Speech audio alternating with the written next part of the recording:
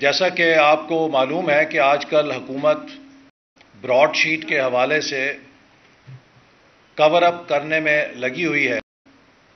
یہ ایک ایسا سکینڈل ہے کہ جس نے اس نام نہاد احتساب کی حقیقت کو کھول کے رکھ دیا ہے، جسے پاکستان میں سیاسی قیادت کے خلاف کردار کشی کے لیے استعمال کیا جاتا رہا۔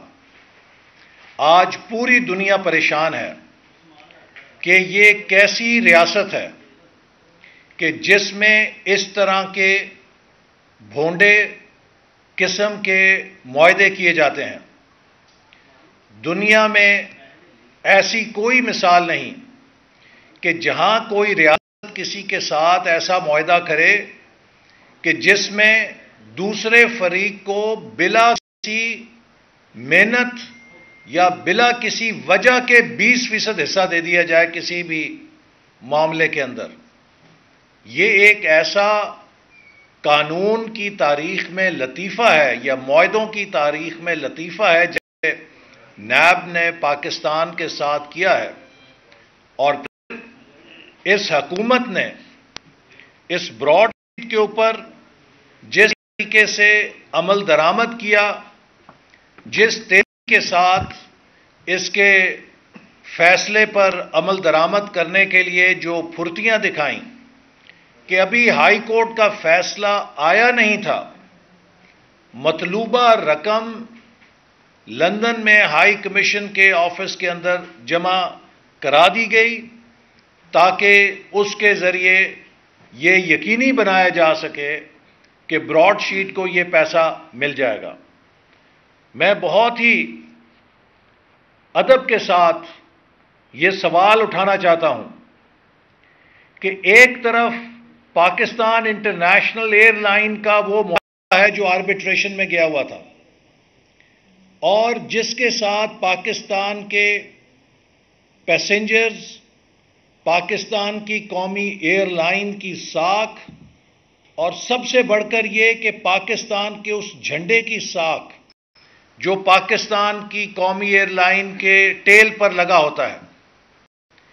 ایک جہاز کی لیز کے لیے جو آربیٹریشن کا پیسہ تھا وہ تو جمع نہیں کرایا جاتا کہ ابھی ہم فیصلے کا انتظار کریں گے، اور پاکستان کے سینکڑوں مسافروں کو کوالالمپور ایئرپورٹ پہ امپاؤنڈ کرا دیا جاتا ہے جہاز کے ساتھ، اور ان کو ایک ہتک آمیز طریقے سے وطن واپس لایا جاتا ہے۔ اور دوسری طرف وہ بوگس معاہدہ کہ جس کا ابھی فیصلہ بھی نہیں آیا، اس کی آربیٹریشن کی رقم ایڈوانس میں لندن میں جمع کرا دی جاتی ہے۔ تو آپ ان دونوں کا فرق دیکھ سکتے ہیں کہ جتنی پھرتی براڈ شیٹ کے پیسے لندن پہنچانے میں تھی، کیا حکومت کا فرض نہیں تھا کہ کم از کم اس سے آدھی پھرتی جہاز کی اس پیمنٹ کے بارے میں دکھاتے کہ جس کے ساتھ پاکستانی قوم کا تشخص، پاکستانی قوم کی عزت اور پاکستانی قوم کے مسافروں کا سفر منسلک تھا۔ تو یہ دو باتیں واضح کرتی ہیں کہ یہاں پر اس پیسے کو منتقل کرنے میں مفادات تھے، کچھ لوگوں کے مفادات تھے، اور اب حالت یہ ہو گئی ہے کہ آج اقوام متحدہ نے اپنے تمام ملازمین کو مراسلہ دنیا بھر میں جاری کر دیا ہے کہ کوئی یو این کا امپلائی کسی پاکستانی ایئر لائن پر سفر نہ کرے، چونکہ اس کے پائلٹس کے لائسنس ڈوبیس ہیں، مشکوک ہیں۔ میں سمجھتا ہوں کہ یہ پاکستان کے لیے نہایت ہتک آمیز فیصلہ ہے، یہ پاکستان کی ساکھ کو تباہ کر دینے والا فیصلہ ہے، اور اس کے ذمہ دار وزیر اعظم اور وزیر ہوابازی ہیں، جنہوں نے اپنی نالائکی سے، اپنی انا پرستی سے، صرف ایک جہاز کے کریش کو کور اپ کرنے کے لیے پاکستان کے تمام پائلٹس اور پوری ایویشن انڈسٹری کی ساکھ کو دنیا کے سامنے خاک میں ملا دیا. میں مطالبہ کرتا ہوں کہ یو این کے اس فیصلے کے بعد وزیر اعظم اور وزیر ہوا بازی کو دونوں کو مستعفی ہو جانا چاہیے. وہ وزیر اعظم جو مثالیں دیا کرتا تھا کہ ایک کشتی کے ڈوبنے میں وہ ساؤتھ کوریا کے وزیر اعظم نے استعفیٰ دے دیا، جو ہالینڈ کے جمہوریت، کبھی برطانیہ کی مغربی جمہوریت کے قصے ہمیں سنایا کرتا تھا، آج پاکستان کی جو بے توقیری ہوئی ہے، پاکستان کے حصے میں جو شرمندگی آئی ہے، اس کے نتیجے میں ان دونوں سے قوم استعفیٰ مانگنے میں حق بجانب ہے. کیا آپ نے پورے پاکستان کے پائلٹس کی توہین کی ہے؟ آپ نے پورے پاکستان کی ایویشن انڈسٹری کو تباہ کر دیا ہے، اور اس کے بعد کس منہ کے ساتھ آپ اپنے منصب پر بیٹھے ہیں؟ میں سمجھتا ہوں کہ یہ ایک نہایت ہی شرمناک قدم ہے اس حکومت کا کہ آج اقوام متحدہ نے بھی اس حکومت کے اس جھوٹے بیان کے بعد کہ پاکستان کے 400 سے زیادہ پائلٹس کی جعلی ڈگریاں ہیں، یو این نے پابندی لگا دی ہے کہ اس کا کوئی امپلائی دنیا میں کسی پاکستانی ایئر لائن پر سفر نہیں کر سکتا. ایک چیز ہوتی ہے کہ آپ اپنے گھر میں کمزور ہو جاتے ہیں، لیکن اپنے گھر سے باہر عزت کے ساتھ جاتے ہیں. آج اس حکومت نے ہمیں اپنے گھر کے اندر بھی کمزور کر دیا ہے، معیشت تباہ کر دی ہے، لیکن دنیا میں بھی ہمارا مذاق بنا دیا ہے. آج دنیا میں راہ جاتے لوگ پاکستان کو چپت لگا کے چلے جاتے ہیں. کوئی جہاز پکڑ رہا ہے، کوئی بینک اکاؤنٹ کورک کر رہا ہے، کوئی ہمارے پائلٹس کے اوپر سوالیہ نشان اٹھا رہا ہے، کوئی اور قسم کا اعتراض اٹھا رہا ہے.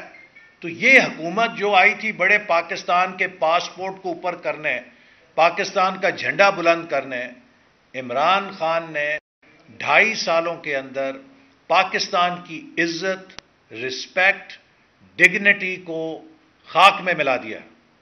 ہر روز ایک نیا سکینڈل آتا ہے، ہر روز ایک نئی اس حکومت کی واردات آتی ہے جس کے پیچھے ان کی نالائکی ہوتی ہے، جس کے پیچھے ان کی ناتجربہ کاری ہوتی ہے. اور ویسے دل تو یہ کرتا ہے کہ ان کے لانے والوں سے یہ سوال ضرور کیا جائے کہ پاکستان نے آپ کا کیا بگاڑا تھا کہ آپ نے پاکستان کو یہ نالائق، یہ ناتجربہ کار مسلط کر کے اس تباہی اور ذلت میں جھونک دیا ہے. آج پاکستان کی معیشت کا حجم $350 ارب سے زیادہ ہونا تھا. ہم $315 ارب پہ چھوڑ کے گئے تھے. بجائے 315 ارب سے $350 ہوتی، عمران خان نے اسے $260 ارب چھیڑ دیا ہے. پاکستان کی معیشت سکڑ گئی ہے، پاکستان کے ٹیکس ریونیوز سکڑ گئے ہیں. آج 2 سال کے بعد بھی ہم 2018 کی سطح سے ٹیکس اور ایکسپورٹس میں اضافہ نہیں کر سکے. اور میں آپ کو اور قوم کو بتانا چاہتا ہوں کہ کووڈ سے ہمیں ڈراتے ہیں. کووڈ صرف پاکستان کو نہیں آیا، پوری دنیا میں آیا ہے. اور یہ چند فگرز ہیں جو ہمیں اپنے سامنے رکھنے چاہیے، اور اس کے لیے آپ آئی ایم ایف کے ویب سائٹ سے تصدیق کر سکتے ہیں کہ آئی ایم ایف کی 2021 کے لیے جو ساؤتھ ایشیا کی پروجیکشن ہے، اس میں بنگلہ دیش تقریباً 4.5% سے گرو کرے گا، انڈیا تقریباً 9% سے گرو کرے گا، افغانستان بھی 4% سے گرو کرے گا، سری لنکا 5.3% یا 5.5% پہ گرو کرے گا، نیپال بھی 2.5% پہ گرو کرے گا، اور پاکستان 1% پہ. پاکستان ساؤتھ ایشیا کی سلویسٹ اکانومی بن گئی ہے، جبکہ ہم نے اسے 2018 میں 5.8% گروتھ پہ چھوڑا تھا. ویتنام بھی 7% سے گرو کر رہا ہے۔ تو جو ملک ترقی کر رہے ہیں، کووڈ نے ان کا کچھ نہیں بگاڑا، ان کا مومنٹم قائم ہے۔ وہ 5، 6، 7، 8، 9% کے ساتھ مسلسل اس کووڈ کے باوجود ان کی جی ڈی پی گرو کرے گی۔ لیکن پاکستان کی معیشت 1% کے اوپر آ گئی ہے، اور بالخصوص بھارت کے ساتھ جو ہمارا عدم توازن ہو رہا ہے، اس کے ہمارے سیکیورٹی کے لیے بڑے شدید مضمرات ہیں۔ جب بھارت کا دفاعی بجٹ سالانہ اتنا ہو جائے کہ جو سالانہ وہ اضافہ کرتے ہیں وہ آپ کے کل دفاعی بجٹ کے برابر ہو جائے، تو آپ کتنی دیر تک کس درجے میں پیرٹی برقرار رکھ سکیں گے؟ پاکستان کے لیے لازم ہے کہ بھارت کے گروتھ ریٹ سے 1 یا 2% تیز گرو کرے۔ اگر بھارت 9% پہ گرو کر رہا ہے تو ہمیں 10-11% پہ گرو کرنا ہے۔ اگر بھارت 6% پہ گرو کر رہا ہے تو ہمیں 8% پہ گرو کرنا ہے۔ یہ نہیں ہے کہ بھارت 9% پہ گرو کر رہا ہے اور ہم 1% پر آ جائیں اور کہیں جی معاشی انڈیکیٹر جی بڑے اچھے ہو گئے ہیں۔ اور میں افسوس سے کہنا پڑتا ہوں کہ آج لوگ بھول گئے ہیں وہ 1 کروڑ نوکریاں، اب لوگ اپنی نوکری بچانے کے فکر میں ہیں۔ لوگ بھول گئے ہیں وہ 50 لاکھ گھر، لوگ اپنے اوپر جو چھت ہے اس کو بچانے کے فکر میں ہیں۔ اور انہوں نے ایک نئی طرز حکمرانی متعارف کرائی ہے جس کو کہتے ہیں شکر کرو حکمرانی۔ وہ شکر کرو حکمرانی کیا ہے کہ شکر کرو آٹا 85 روپے کا ہو گیا، کہیں 100 روپے کا نہیں ہو گیا۔ شکر کرو کہ چینی 115 روپے کی ہے، یہ 200 روپے نہیں ہو گئی۔ شکر کرو کہ پیٹرول میں اضافہ 3 روپے لیٹر ہوا ہے، 10 روپے لیٹر نہیں ہوا۔ شکر کرو کہ بجلی میں صرف 2 روپے یونٹ اضافہ کیا ہے، 5 روپے یونٹ بھی کر سکتے تھے، نہیں کیا۔ شکر کرو کہ بھارت صرف مقبوضہ کشمیر لے کر گیا ہے، آزاد کشمیر تو ہمارے پاس ہی ہے نا۔ شکر کرو کہ 20 لاکھ لوگ نوکریوں سے محروم ہوئے ہیں، یہ 50 لاکھ بھی ہو سکتے تھے۔ شکر کرو کہ صرف 2 کروڑ لوگ غربت سے نیچے گئے ہیں، یہ 4 کروڑ بھی ہو سکتے تھے۔ تو یہ ہے تحریک انصاف کی نئے پاکستان کی کہانی کہ رب کا شکر ادا کر بھائی کہ تو ابھی تک زندہ ہے۔ رب کا شکر ادا کر کہ ابھی تک حکومت نے جو مظالم ڈھائے ہیں آپ کی جان نہیں نکلی۔ تو یہ ہمیں ڈراؤنے خواب دکھا کے اپنی ناکامیوں کو جو اچھا بتانے کی کوشش کرتے ہیں اس سے ملک نہیں چلتا۔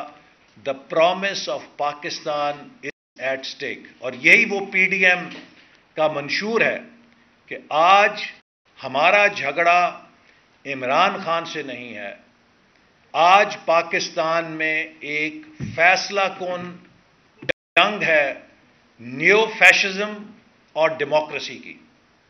ایک طرف نیو فیشزم کے حمایتی ہیں اور دوسری طرف ڈیموکریسی کی قوتیں ہیں۔ ایوب خان صاحب نے سیاستدانوں کی کردار کشی کی۔ میں سوال کرنا چاہتا ہوں کہ ایوب خان صاحب 11 سال رہے، کتنی ریکوری کر کے گئے ہیں؟ ضیاء الحق صاحب کے زمانے میں احتساب ہوا، 11 سال میں کتنی ریکوری ہوئی؟ مشرف صاحب 9 سال رہے، سیاستدانوں کی کردار کشی ہوئی، کتنی ریکوری گئی؟ اور تقریباً 2.5 سال سے موجودہ مارشل لا بھی چل رہا ہے، سیاستدانوں کی کردار کشی ہو رہی ہے، ہم سب نیب پیشیاں بھگت رہے ہیں، کوئی ہمیں بتلائے کہ کتنی ریکوری ہوئی ہے۔ یہ کھیل اب بند ہونا چاہیے، چونکہ پاکستان کو ہم مزید اس کھیل میں برباد نہیں کر سکتے۔ ہمیں پاکستان جو 22 کروڑ عوام کا ملک ہے، جس میں 60 ملین مڈل کلاس بستی ہے، دنیا کی 6ٹھی سب سے بڑی مارکیٹ ہے، وہ اسٹریٹجیکلی لوکیٹڈ ہے، جس کی پشت کے اوپر سی پیک جیسا منصوبہ ہے، ہم پاکستان کا یہ مقدر نہیں دیکھ سکتے کہ یہ 1%، 1.5% پہ گرو کرے۔ پاکستان کی معیشت کو 8 سے 10% پہ گرو کرنا ہے۔ ہم نے جہاں سی پیک کو چھوڑا تھا، 40 ارب ڈالر کی پرائیویٹ انویسٹمنٹ چائنا سے لائن اپ تھی، جس نے اسپیشل اکنامک زونز میں آنا تھا۔ یہ ایک اسپیشل اکنامک زون نہیں بنا سکے۔ ابھی تک ML1 کے اوپر فیصلہ نہیں کر سکے۔ 2.5 سال ہو گئے ہیں۔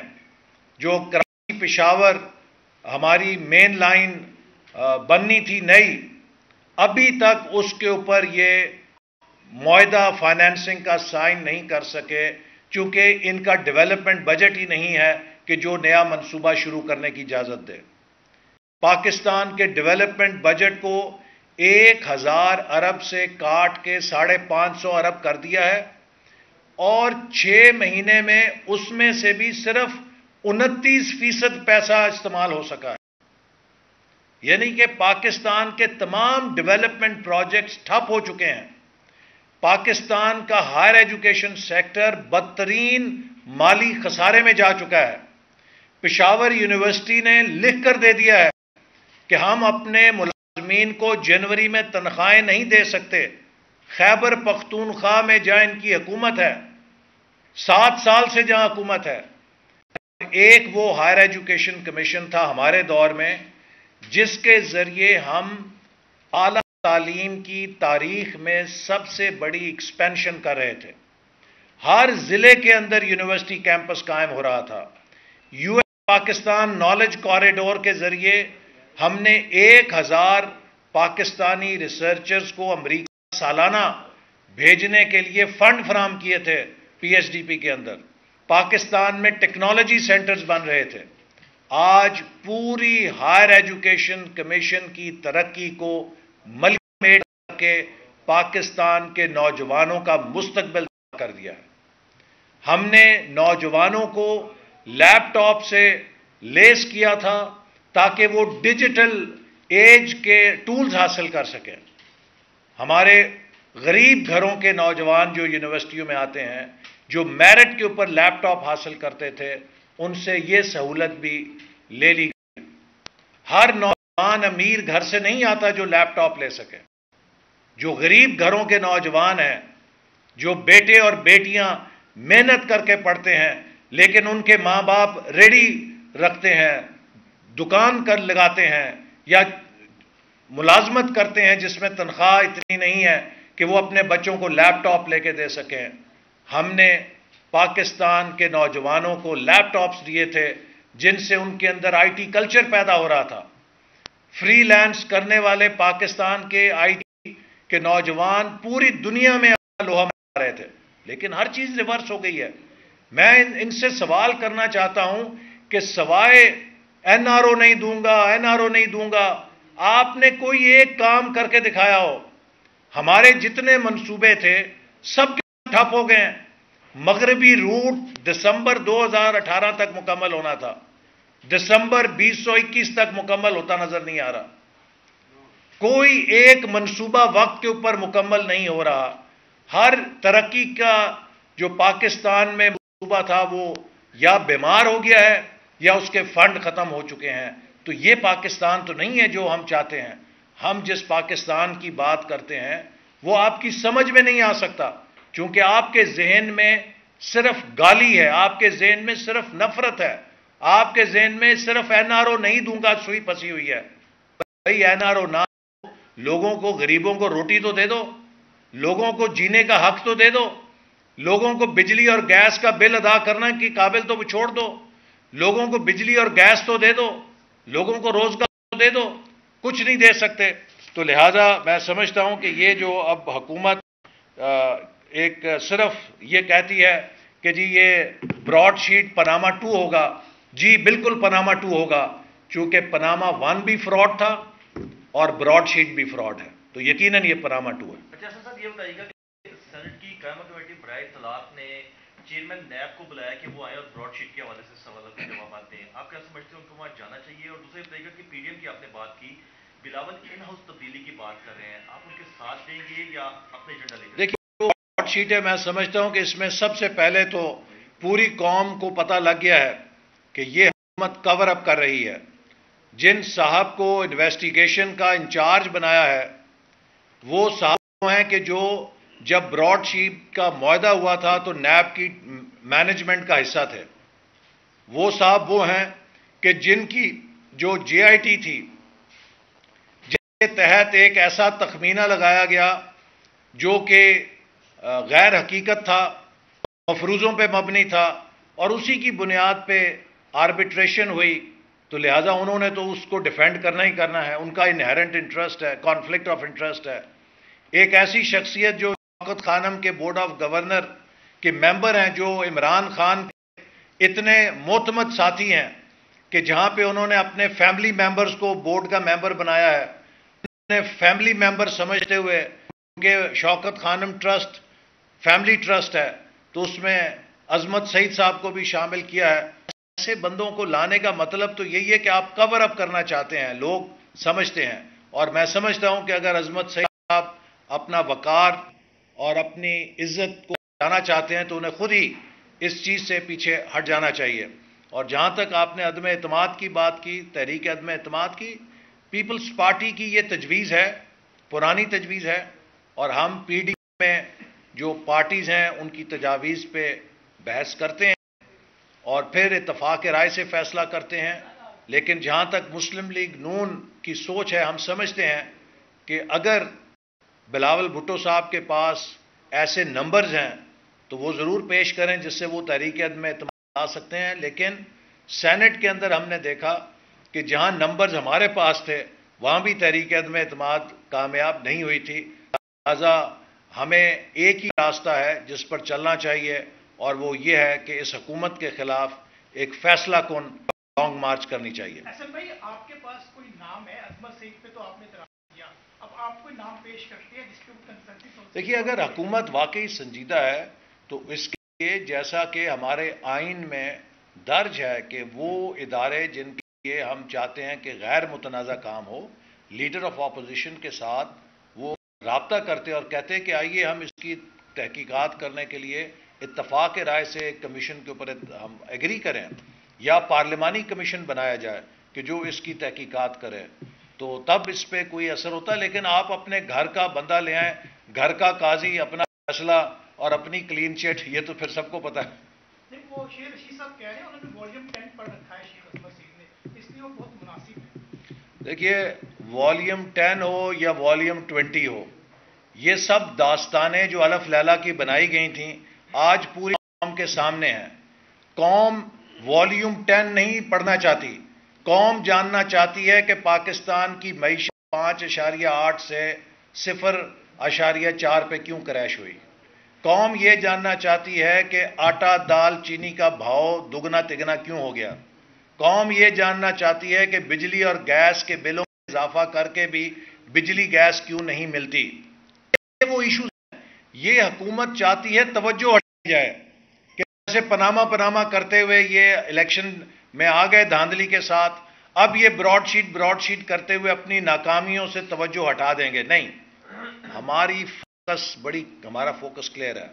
Mister Imran Khan, you will be held accountable for your performance. آپ کو اپنی کارکردگی کا جواب دینا ہوگا. نہ براڈ شیٹ کے پیچھے چل سکیں گے، نہ این آر او کے پیچھے چھپ سکیں گے. آپ کے ایک ایک لفظ پر اور اس پاکستان کی جو آپ نے بے عزتی کرائی ہے، جو کشمیر کا سودا کیا ہے، جو معیشت کو غارت کیا ہے، اس کے لیے یہ قوم آپ کو اکاؤنٹیبل ہولڈ کرے گی. Thank you. یہ بتائیے گا کہ مارچ میں لانگ مارچ ہو سکتا ہے یا 14 اگست کا انتظار کیا جا رہا ہے کہ 14 اگست کو ایک لانگ مارچ شروع ہوا تھا اور 126 دن کے دھرنے میں چلا گیا تھا، اس کو اس جو ہے انتظار مارچ کا مہینہ مارچ کے لیے اچھا ہے.